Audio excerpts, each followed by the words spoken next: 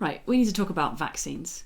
So there's good news coming out at the moment about several of the COVID vaccine trials that are ongoing. And I think people are really looking for some light at the end of the tunnel, and it's inevitable that this is something people are going to latch onto. And the trouble is that we seem to be having the conversation about vaccines, as with so many modern conversations, on social media, and almost anything that you can say in 140 characters isn't completely true, unless it's Matt Lucas has ruined Bake Off or Boris Johnson is a bell end. And I really care about this stuff because I'm actually on a vaccine trial, so I've been following this quite carefully and I know quite a lot about it, and I feel that people actually can deal with complicated, nuanced information and with understanding the concepts that underlie these things. So let's start at the top. Vaccines are safe. Yes, they are much, much safer than not being vaccinated against the disease. But at the same time, are they 100% safe? No. About 1 in 2 million people develops an allergic reaction to vaccines. Now, to put this in context, about 1 in 200 adults is allergic to peanuts. So if you're worried about allergies with vaccines, but you don't start screaming when somebody hands around a bowl of Bombay mix, then you're missing the point. We know these things exist and we know how to manage them and we know when to be careful. Typically, an allergic reaction to a vaccine will take place within 2 or 3 minutes after getting the vaccine, and that's when you'll probably still be at the doctor's or in the hospital, so you'll be able to get immediately the best possible treatment. So that's not something that we should be worrying about too much. Secondly, vaccines do often have side effects, but the good news is that they're usually quite mild and they go away within a day or two. When I took the vaccine, which might have been the COVID vaccine or it might have been a meningitis vaccine as part of the Oxford trial, I can tell you that I had a sore arm all evening and I didn't even do a workout. I just watched TV and had ice cream instead because I'd been a very brave soldier. One of the biggest concerns people have is that potentially you could get the virus from the vaccine, which means again, that people haven't understood how vaccines work. So in the early days of vaccine, that is exactly what happened. You were given like a mild version of the illness or like a similar but slightly different illness, and that helped you build up antibodies, and that did mean that you were being exposed to kind of a version of the illness and you could get ill from it. But that is no longer how vaccines work. So the Oxford trial that I'm on, they've taken essentially what is a cold virus that doesn't even affect humans, it affects like monkeys, and they have adapted, genetically modified the shape of the outside of that virus to be the same shape as the outside of the coronavirus.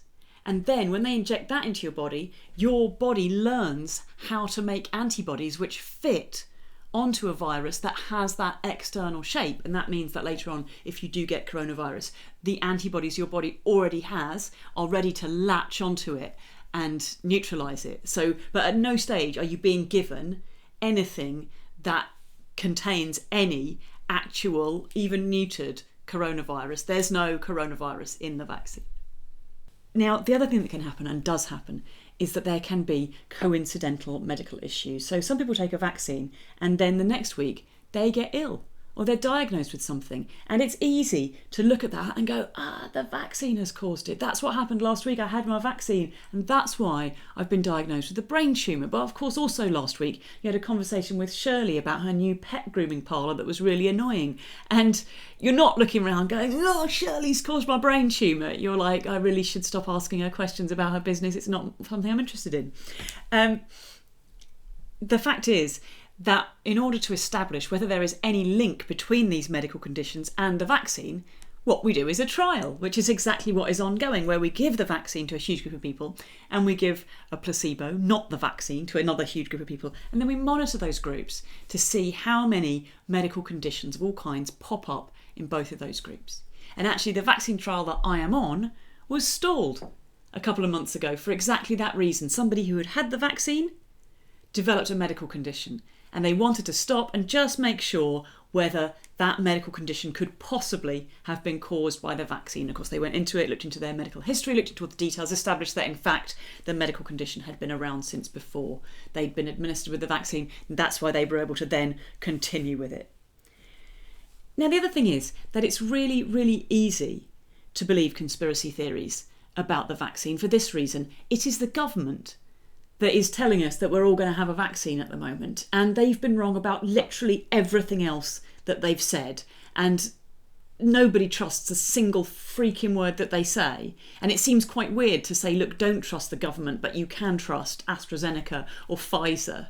But the fact is that these big-scale medical trials, yes, they're being run by big pharmaceutical companies, and I am not at the front of the line saying trust big pharmaceutical companies. That is not what I'm saying. But they are being run in conjunction with universities, and they're being run by people who genuinely want to find a vaccine, and that is what their aim is. And at this point, they are our best hope, and we're going to have to trust somebody, and that's the road we're going to have to go down.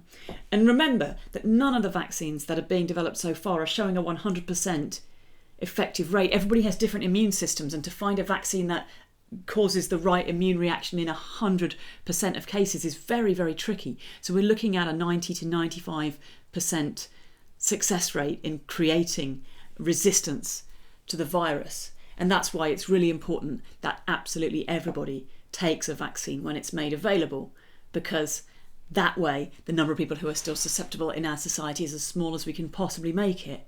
And that makes it much less likely that the virus will continue to spread. That said, there has been a recent change to the protocol with the vaccine trial that I'm on, and I think it's quite interesting, and I think it's worth talking about. So as part of the Oxford University vaccine trial, I get tested every single week for COVID, and they've had to make a very dramatic change, which is that the COVID tests that I take are no longer being processed in the UK. They're being processed in Europe because it's faster, and I can't remember whether I mentioned this earlier, but Boris Johnson is a bellend. Also, Matt Lucas is ruined bacon. It's awful.